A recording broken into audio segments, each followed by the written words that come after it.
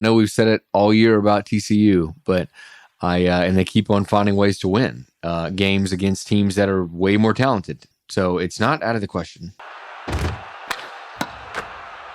All right, welcome to the Pod National Championship game Monday in Los Angeles. How does TCU win this game?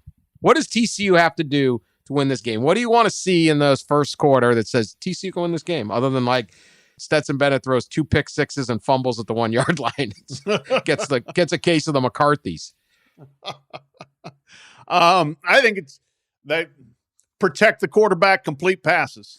I think Max Duggan, it's a good thing he's mobile because he's probably going to get chased. The one thing about C.J. Stroud, too, he was very, very rarely sacked during the season. People were kind of freaking out about Georgia's lack of pressure on him. He was rarely sacked during the regular season, and Georgia wasn't a big sack team, but they do affect the passer, and they didn't affect him enough. So if Max Duggan gets a clean pocket, he's going to have open guys. He might have Quentin Johnson deep at 6'4" going up against people, and they can get guys in the flats with speed. And so if they can get the passing game going, I think they could be dangerous. I don't expect them to be able to run the ball. Ohio State had some success. They got over 100 yards, but a lot of that was C.J. Stroud scrambling late. They didn't, hand the ball off and just control the game that way, and neither's TCU going to be. But I think if you can do that and not get knocked back on your heels by Georgia's passing game and running game, then I think they could be right in there. I think they do need probably some of the things that happened in the Michigan game. I think they probably do need some pretty key red zone stops or red zone turnovers.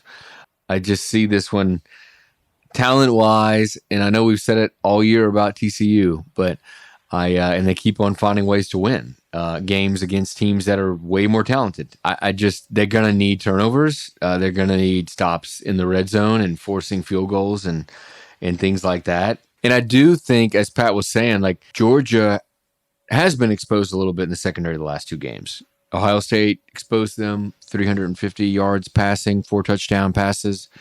LSU, 500. I think it was 500 passing yards. A lot of it was late in garbage time, but still, so there's obviously something there. And I'm sure a coach as smart as Sonny Dykes and Garrett Riley, the offensive coordinator, will find ways to exploit them, and they're going to have to hit those deep passes. I remember going into the Ohio State-Georgia game thinking that Georgia would win pretty handedly unless Ohio State hit some longer, deep passes, and they did, and TCU's got to do the same thing, plus probably get a couple of turnovers like they have all season. So it's not out of the question.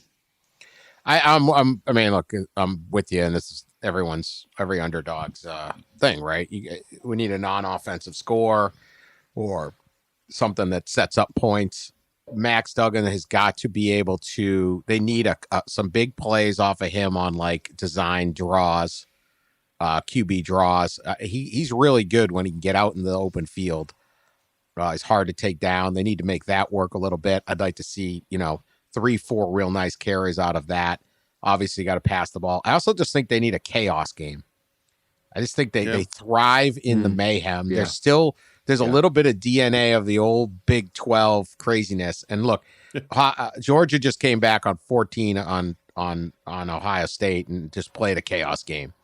But I think, this can't be boring. I thought the way Michigan was going to win was just grind them down, right? And Georgia can do that too, and you can't quite survive that. But I think that's the way. I say this. The spread started at 13.5. It's down to 12.5. See, that's excitement right there.